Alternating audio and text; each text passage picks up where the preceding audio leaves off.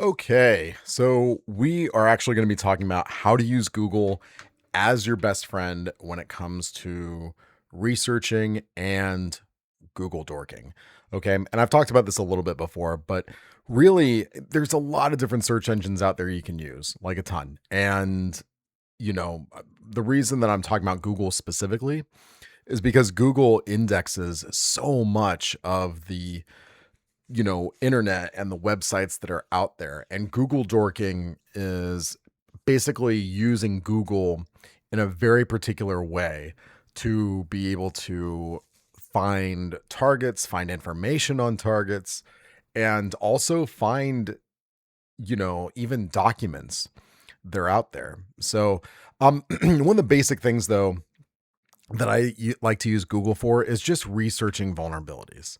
Okay. So in one of our more recent videos, when I was talking about hacking into a server through FTP, when you do a scan like an Nmap scan, right, and you've got the version, so that that version of FTP that the server is running is VSFTPD version 2.3.4. Well, then literally go to Google and type in VSFTPD. Yep, 2.3.4. See, it's already in there. Exploit or vulnerability. And this gives you information on what the vulnerability is. So right here we've got Rapid 7, right?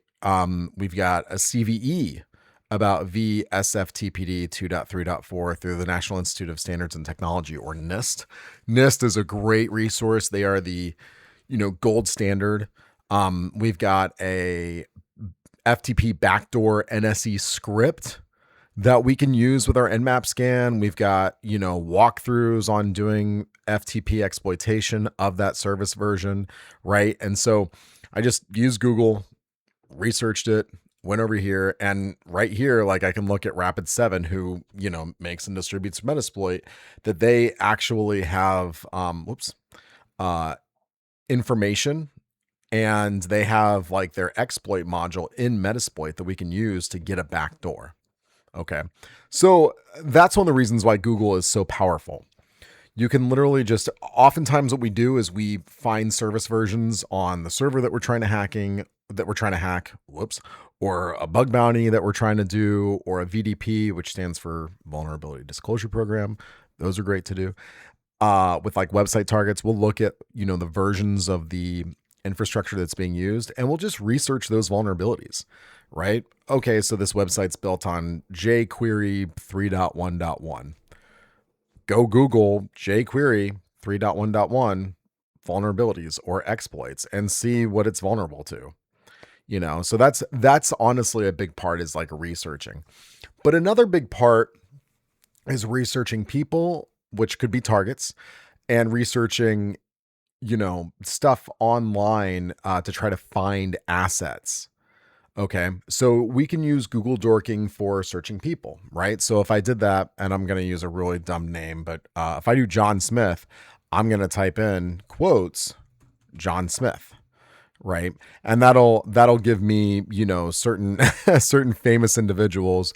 But what if I type in John Smith and then add wedding, right? Boom. I can find wedding photos and websites for weddings of people that are John Smith. Because, like, let's say I'm looking for John Smith in a particular city, right? Like Sacramento, California. I can type that in there, but I'm keeping his name in quotes. Another thing I can do is adding a middle initial. Okay. So let's say I don't have a middle initial, but I know he goes with a middle initial. So like, let's say I know that the person may be John C. Smith, but I don't know what that middle initial is. I can put in an asterisk, which is basically a wild card. And that will give me all the John Smiths, include like of any middle initial. All right. And this is again, like right there, John L. Smith. And this is a large, I'm using John Smith just as an example because I don't want to investigate anybody live for you guys that could be an issue. Um, so that's something we can do. And then another thing we can do, so we can use wildcards in our Google search. We can also use minuses. All right. So like let's say I we have John L. Smith right here, but I want to narrow the search down. So I'll use a minus operator for Google and put L, minus John L. Smith. And that will narrow it down. So now John L. Smith isn't going to pop up. Oh, but we have a John E. Smith, right? So that's something you can do is you can also narrow your results in Google using operators like minus. Okay. Another thing we can do is look for specific sites. So, for example, let's say I'm looking for John Smith with the middle name, and I want to find that within the site Instagram.com because I'm looking for someone's social media. So you can put site, semicolon, and then Instagram. Is that semicolon or colon? Doesn't matter. I graduated college. That's all that matters. And this will specifically look for John, whatever middle initial Smith, through the site Instagram to try to pull up someone's social media profile. Okay. Another thing that we can do is do a type of site. Okay. Or a site with a specific extension. So maybe I want to find John Smith, but I want to minus the site Instagram.com. And I want to research any .gov sites, right? Now we're finding John W. Smith in a .gov site. Okay. And this obviously this is just an example, but you can see how these Google dorks is what they're called, how we can use them to be able to research really particular things on Google instead of just hoping to type in a name or a target like a company and cross your fingers that it's going to come through. All right. Another thing you can do is look for specific files. Okay. So we've got site, and then we've got the negative, right? So we're removing Instagram.com from the list of resources. We're looking for sites that end in .gov. And we can also look for a file type. So maybe we want to find file types that are PDF, right? So no results from Instagram.com. We want to find John Wildcard Smith in a site that's .gov, and we want it to be a file type that is PDF. Well, would you look at that? So these are all, PDFs from .gov websites that include the John middle initial Smith, right? So that's a great thing to be able to use in Google is also looking for file types. If you're researching somebody, and this is in the context of like a lot of times in information security and cybersecurity, we do OSINT, which is open source intelligence. And maybe on a penetration test, you need to do OSINT on the the target as a company, and maybe you need to do OSINT on the executives that work for that company. Right. Well, you want to be able to build a profile on the executive. A great way to do that is to find someone's resume that has their phone number attached to it. Okay. So that's kind of like how we could use this information for like a penetration test. All right. Um Another thing that we can do is use Google to search for things related to like website assets, right? Or you know, uh bug bounties. Jeez. I can't get the word out. Okay. So when I'm doing my own recon, oftentimes what I do is I'll use Google to do recon for subdomains. So I actually use a lot of different methods for researching subdomains, okay, of like a website. So and we can actually use Google to do that for us. So let's take Code Red for example.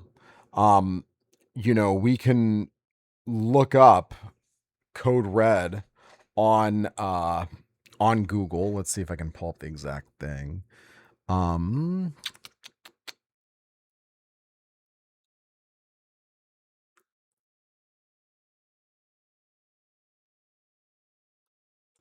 so let's say we're doing a bug bounty on like Code Red blog, right? So you've got, whoops, I need to learn how to do my own website. Code Red blog, right there. Yeah. I'm currently doing stuff on a on testing websites, so I'm leaving things intentionally vulnerable. Do not exploit that, please. So we do Code Red blog, and then let's say we minus www.coderedblog.io, which is the result right here, right? So let's minus that. And now we've got YouTube, Instagram, Substack, Threads. Man, I've got a lot. So let's subtract these sites. YouTube.com,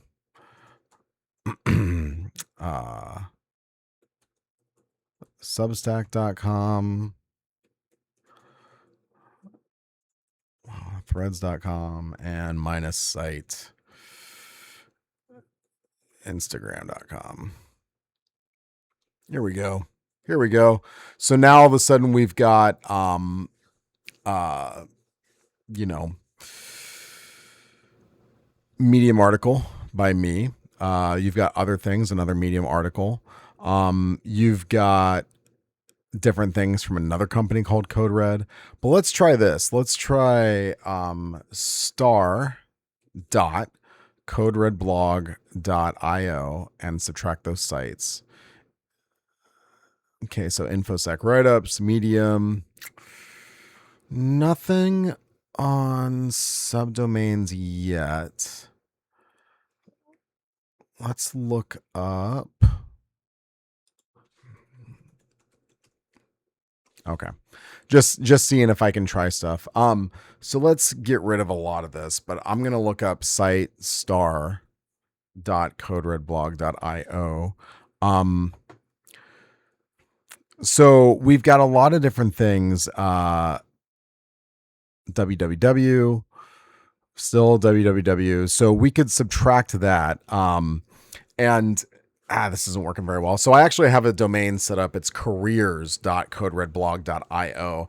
And I believe Google hasn't indexed it. But basically, if I'm doing a bug bounty, right, and there's a wildcard on the subdomains, I am looking for the subdomains through Google, as well as things like Sublister, SumFinder, Amass. Like I use a lot of different tools to be able to scrape subdomains off the web. Certificate parsing, all kinds of stuff. But this is basically how I try to search for subdomains. And if I found like www, well, then I would subtract www.coderedblog.io. Right. And of course, that's not giving us anything. But, if I had already found some other subdomains, like if I'd found careers.coderedblog.com, I would subtract careers.coderedblog. I'm not doing it right. There we go. .io. And adding these subtractions helps narrow down the focus on Google to be able to perform subdomain enumeration. But let's try something else. And again, I'm just using my own stuff as an example. I also use Google Dorking for third-party hosting. Okay. So you can, and again, I'm using myself as an example. You can type in site s3.amazonaws.com and then the company name, Code Red Blog, to see if I can, and we're not going to find anything, but see if there's any exposed S3 buckets that can be used. Or I can get rid of the S3 and just do site amazon.aws to see if there's anything in Amazon's AWS to show that I have like exposed buckets, exposed things on Google. Okay. Because if I have like, and I don't, but if you're doing like a bug bounty or recon for a web application penetration test or even recon on a company, you could find an S3 bucket in Amazon that is exposed to the public that's just not known, that could even have some information in there that leads to, usernames, maybe username naming conventions, maybe, credentials even, right? So that's one of the big things with Google Dorking that really helps is understanding how to be able to find people, how to be able to find information on a public target, and you know use that information to then be able to continuously perform enumeration. We're continuously always performing enumeration. Okay. So this is how you use Google for hacking. Now, one thing I'll say that I would encourage you to check out is Exploit Database has a Google hacking database. So it's a public repository of advanced search queries, or Google Dorks. Okay. These are great. I highly suggest you check them out. They've got ideas in there on like how to search for things with web assets, how to search for things with targets, how to be able to input certain, things to look for. Like I showed you how to use file type PDF. Maybe I'm looking for file type doc, like docx or txt, or maybe I'm looking for a PHP file type. I'm using myself so that I'm not using a publicly available asset, which we're not supposed to be, practicing or targeting on. But that, if I had like a bunch of PHP files, or any PHP files, I mean, hell, let's try it. CodeRedBlog.io, because I do use PHP. File type, PHP. Nothing. That's interesting. Okay. Well, I need to have Google spider my site, but basically, that could be really interesting information that could provide like very publicly accessible code, credentials, comments, anything that you should always be enumerating. So this is like the basics of just how to use Google for hacking. And like I said, check out the Google hacking database, check out those different dorks that you can do. Right down here, actually, because Google provides this great AI, you've got core Google search operators, right? Here's a great one for finding files or even finding sensitive directories. Nice. So you can do cite, which restricts results to a specific domain, right? File type, in URL. Okay, so maybe I can find like coderedblog.com, and then in the URL there's an admin panel, right? Or in the title, okay, or in the text of the page body. So let's just even try in text. Like let's say maybe CodeRed's got a article on, or a video on I don't know, how to use tmux. Right? So in text, tmux. Oh, you're joking.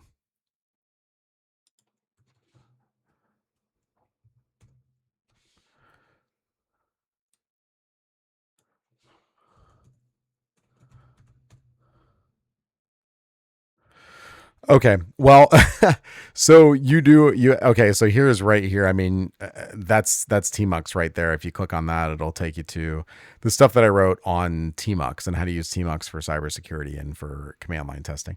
That did not work real well. I wonder why in text did not work. It's to match exact strings contained on the page body.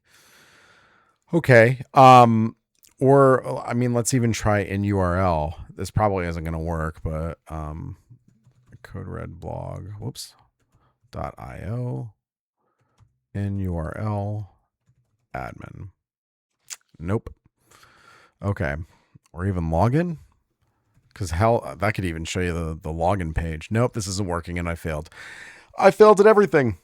I don't know why any of you listen to me, but yeah. I mean, definitely study Google Dorks. Don't use my website clearly as an example, but try it on some different bug bounty platforms and see what you can find.